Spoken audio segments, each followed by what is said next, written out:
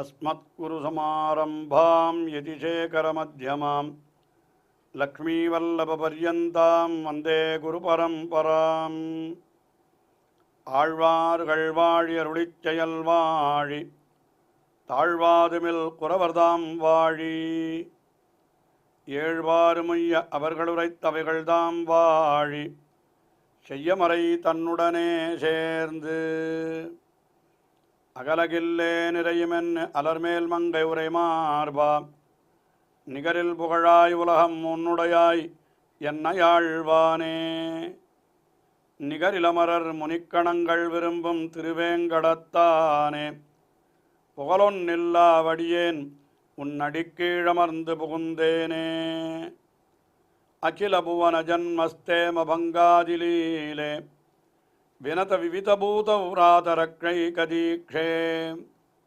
ஸ்ருதிசிரசி விதீப்தே பிரம்மணி ஸ்ரீனிவாசே பவது மம பரஸ்மின் ஷேமுழி பக்திரூபா श्रीमान वेंकटनाथार्य कवितार्किककेसरी वेदांताचार्यवर्यो मे सन्निधत्तां सदा हृदि வேதாந்த தேசிகன் திருவேங்கடமுடையானுடைய தயாகுணத்தை மிக அற்புதமாக துதித்து அருளி செய்த ஸ்தோத்திரம்தான் தயா சதகம் என்கிற ஸ்தோத்திரம். அந்த தயாகுணத்தை ஒரு தேவியாக உருவகித்து தயாதேவியை பார்த்தே அவளுடைய பெருமைகளை விண்ணப்பிப்பது போலே அமைந்திருக்கிறது இந்த ஸ்தோத்திரம். 108 ஸ்லோகங்களை கொண்ட இந்த ஸ்தோத்திரத்திலே ஒவ்வொரு ஸ்லோகத்திலும் தயாதேவியினுடைய பெருமையை, அந்த தயை என்கிற திருக்கல்யாண குணத்துடைய பெருமையை பல்வேறு விதங்களிலே அற்புதமாக அருளி செய்கிறார். அதிலே இன்றைய தினம் முதலிலே 45வது ஸ்லோகம், அதை நாம் பார்க்கிறோம். இந்த ஸ்லோகத்திலே என்ன சொல்லுகிறார் என்று கேட்டால், தயாதேவி ஒரு மேகம் போலே இருந்து, மேகம் என்ன செய்கிறது, சமுத்திரத்தில் இருக்கக்கூடிய தண்ணீரிலே அது உப்பு தண்ணீராக இருக்கிறது. கடலிலே இருப்பது அத்தனையும் உப்பு தண்ணீர். ஆனால் அதிலிருந்து தான் நீரை பருகுகிறது மேகம். அதில் இருக்கக்கூடிய அசாரமான பாகத்தை தள்ளிவிட்டு அது சாரமான தீர்த்தமாக எடுத்து அதை நமக்கு கொண்டு வந்து கொடுக்கிறது. அதுபோலத்தான் இங்கே தயாதேவியும் கூட எம்பெருமானுடைய உயர்ந்த குணங்கள், அதாவது சௌசீல்யம், சௌலபியம் முதலான குணங்களை நமக்கு வர்ஷிக்கிறாள். அதிலேயும் கூட நமக்கு இப்போ வேண்டாத குணங்களை விலக்குகிறாள் என்று கூட சொல்லலாம். அதனுடைய கோபம், சுவாதந்திரியம் இவற்றையெல்லாம் விலக்குகிறாள் என்று கூட சொல்லலாம். மேகம் போலே அவள் ஒரு செயல் செய்கிறாள் என்று இந்த ஸ்லோகத்திலே அருளி செய்கிறார் வேதாந்த தேசிகன்.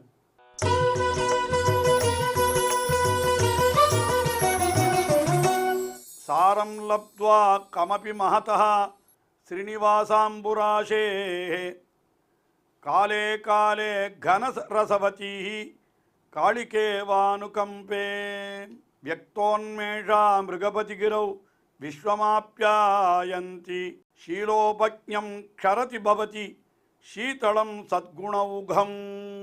சாரம் லப்த்வா, அதாவது முதல்ல அவளை அனுகம்பே என்று அவளை அழைக்கிறார். அனுகம்பே என்னால் தயாதேவியே.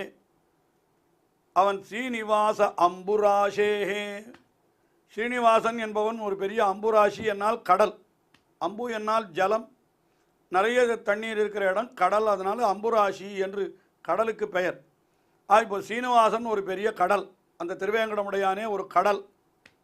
அந்த இடத்துல என்ன பண்ணுறான் இவள் தயாதேவி, கமபி சாரம் லப்த்வா, அதில் இருக்கக்கூடிய நல்ல சாரமான அற்புதமான அந்த சாரமான அம்சத்தை பெற்று அவள் எடுக்கிறாளாம்.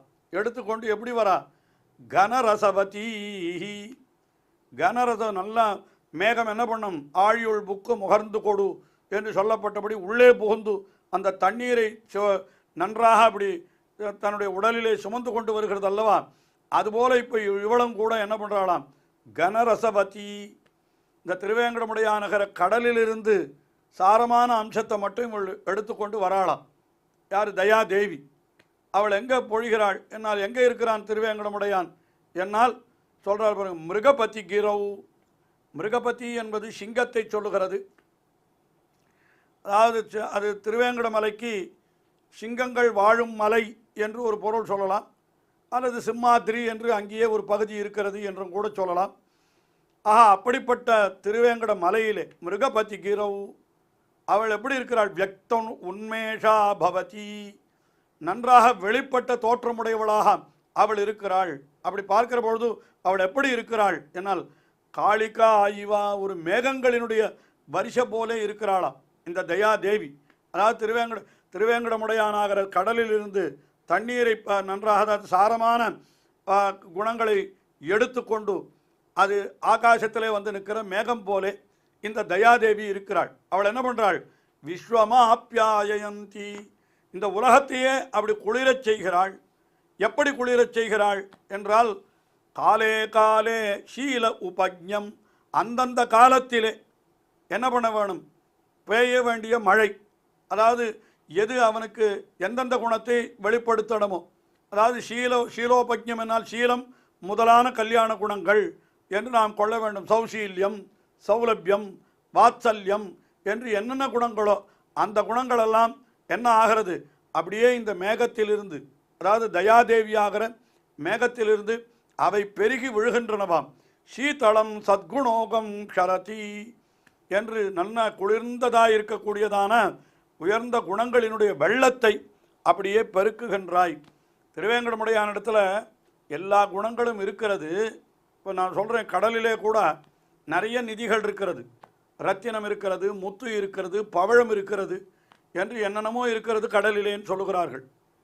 ஆனால் அந்த நிதிகளையெல்லாம் அனுபவிக்க ஒட்டாமல் தடுப்பதற்கு என்ன இருக்கிறதுன்னா, முதலை இருக்கிறது, சுறாமீன் இருக்கிறது, துஷ்ட ஜந்துக்கள் இருக்கிறது. ஆனாலும் நாம் அது உள்ளே நெருங்க முடிவதில்லை.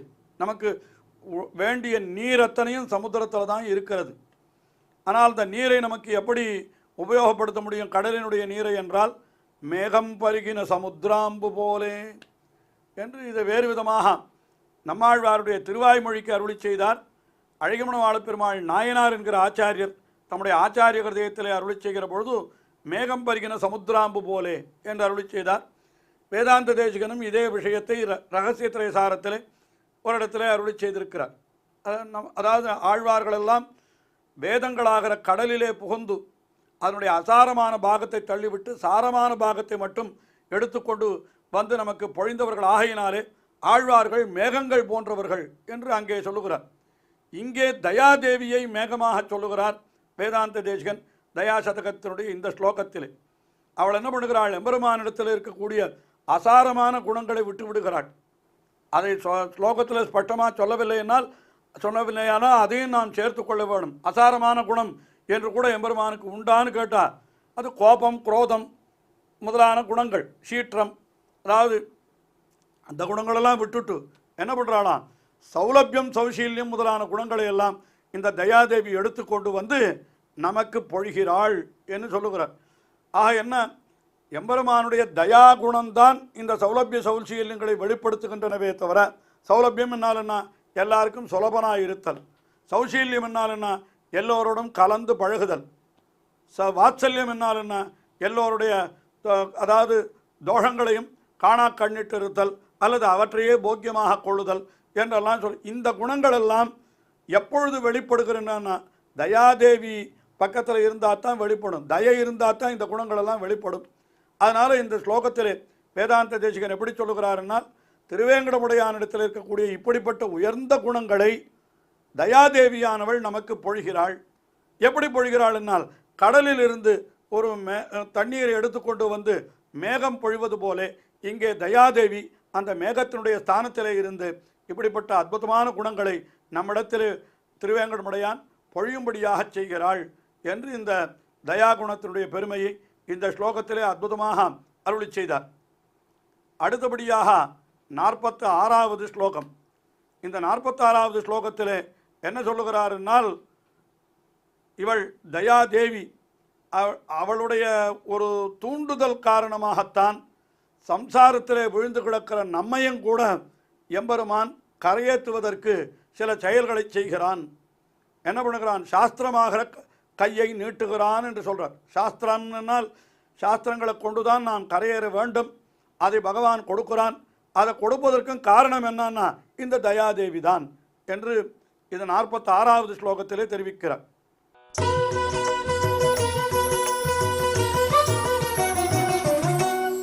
பீமே நித்யம் பவஜலநிதௌ மஜ்ஜதாம் மானவானாம் ஆலம்பார்த்தம் விருஷகிரிபதிஹி त्वन्निदेशात् प्रयुङ्क्ते प्रज्ञासारं प्रकृतिमहता मूलभागेन जुष्टं शाखाभेदैः सुभगमनम् अनघं शाश्वतं शास्त्रपाणिं भीमे नित्यं भवजलनिधौ மஜ்ஜதாம் மானவானாம். மனிதர்கள் எல்லாரும் எதிலே விழுந்து கிடக்கிறார்கள், அப்படியே முழுகி கிடக்கிறார்கள். எதிலே முழுகி கிடக்கிறார்கள்? பவஜலநிதௌ, அப்படியே பவஜலநிதி. ஜலநிதி என்னால் கடல், பவஜலநிதி என்னால் பிறவி பெருங்கடல். அதிலே முழுகி கிடக்கிறார்கள் எல்லாரும். அது எப்படிப்பட்டது? பீமே. பீமேனா மிகவும் பயங்கரமானது. உண்மையிலே கடலிலே ஏற்கனவே சொன்னார் போலே முதலைகளும் சுறாமீன்களும் இன்னும் துஷ்ட ஜந்துக்கள் எல்லாம் இருக்கும். அதுபோல இந்த சம்சாரம் பிறவி பெருங்கடலிலேயும் நமக்கு நிறைய துன்பங்கள் இருக்கிறது. அப்படி நித்தியம் மஜ்ஜதாம் மானவானாம், எப்பொழுதும் முழுகி கிடக்கிறார்கள் மனிதர்கள். அவர்களுக்கு ஆலம்பனார்த்தம், அந்த கடலிலிருந்து வெளியிலே வர வேணுமானால் அவர்களுக்கு பிடித்து கொள்வதற்கு ஏதாவது வேணுமே. அப்பொழுது கையை நீட்டுகிறான். ஒருத்தன் கடலே விழுந்தால் அவனை கரையேற்றுறதுக்கு கை நீட்டணும். அந்த கை நீட்டுறோம்னா அந்த கை நீட்டுறவனுடைய கை நல்லா உறுதியாக இருக்கணும். அப்போத்தானே அவனை கடலிலிருந்து எடுக்க முடியும். அது யார் நீட்டுகிறார்கள் கையை என்னால்? பகவான் ஸ்ரீனிவாசன், திருவேங்கடமுடையான். அவன்தான் பிறவி பெருங்கடலிலே விழுந்தவர்களுக்கு தன்னுடைய கையை நீட்டுகிறானாம். அது என்ன கை என்னால்? அது சாஸ்திரபாணிம், சாஸ்திரபாணிம் பிரயுங்தே, தன்னுடைய சாஸ்திரமாகிற கைகளை நீட்டுகிறான் என்று சொன்னார். அது எதனாலே நீட்டுகிறான்னா தொன்னிதேசாத்து, உன்னுடைய கட்டளையினாலே. உண்மையிலே திருவேங்கடமுடையான் நம்ம எல்லாம் ரட்சிப்பதற்கு கையை நீட்டுகிறான் என்னால் அதுக்கு என்ன காரணம்? அவனுடைய தயை தான் காரணம், அந்த தயாகுணம்தான் காரணம். அது தயா தேவியினுடைய தூண்டுதல் என்று இப்படி உருவகித்து சொல்லுகிறார். அது எப்படி இருக்கிறது என்னால் பிரகிருதி மகத், அவனுடைய கை எப்படி இருக்கிறது? பிரகிருதி மகதா, நன்னா இயற்கையாக பருத்து இருக்கிறது. அதுக்கு மேலே மூலபாகேன ஜுஷ்டம், நன்றாக அடிப்பாகத்தோடு சேர்ந்திருக்கிறது. சாகாபேதைஹி, பல்வேறு விரல்களோடு கூடியதாக இருக்கிறது அவனுடைய கை. இதெல்லாம் திருவேங்கடமுடையானுடைய கையை வர்ணிக்கிறார். சுபகம், மிகவும் அழகாக இருக்கிறது. அனகம், குற்றமற்றதாக இருக்கிறது. சாஸ்வதம், நித்தியமாக இருக்கிறது என்று முதல்ல கைக்கு இத்தனை விசேஷனம் சொன்னார்.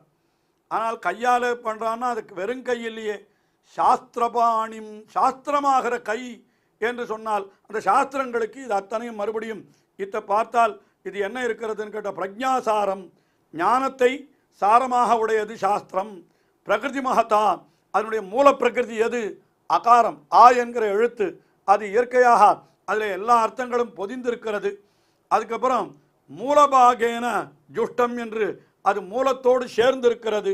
சாகாபேதைகி, கைக்கு சொல்லுகிற பொழுது பல விரல்கள் என்று சொல்லுகிறோம். வேதம் என்று சொன்னால் அதில் பல சாக்கைகள் இருக்கிறது. அதுக்கு மேலே அந்த வேதம் எப்படிப்பட்டது? நித்தியமானது. அனகம், ஒரு மனிதனாலே இயற்றப்பட்டது என்ற குற்றம் இல்லாததாக இருக்கிறது. சுபகம், மிக அழையதாக இருக்கிறது.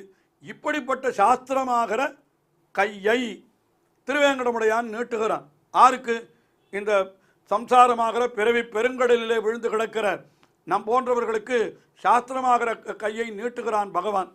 அப்படி நீட்டுவதற்கு என்ன காரணம் என்று ஆராய்ந்து பார்த்தால், ஏ தேவி தொன்னிதேசாத் பிரயுங்தே, உன்னுடைய கட்டளை காரணமாகத்தான் அவன் இப்படி நம்மை எல்லாம் ரட்சிக்கிறான் என்று சொல்கிறான். ஆக திருவேங்கடமுடையான் தயாகுணம் இருக்கிறபடியினாலே தான் நம்மை ரட்சிக்கிறான் என்கிற கருத்தை இப்படி தயா தேவியினுடைய தூண்டுதலாலே தான் திருவேங்கடமுடையான் நமக்கெல்லாம் சாஸ்திரமாகிற ஒரு கையை நீட்டி இப்படி சம்சாரத்திலே விழுந்து கிடக்கிற நம்மை ரட்சிக்கிறான் என்று அற்புதமாக இந்த ஸ்லோகத்திலே தெரிவித்தருளினார்.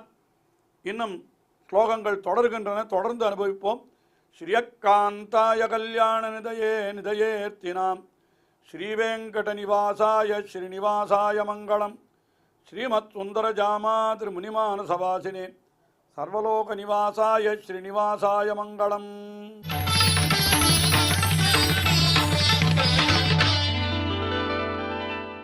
विनाव्यङ्कटेशं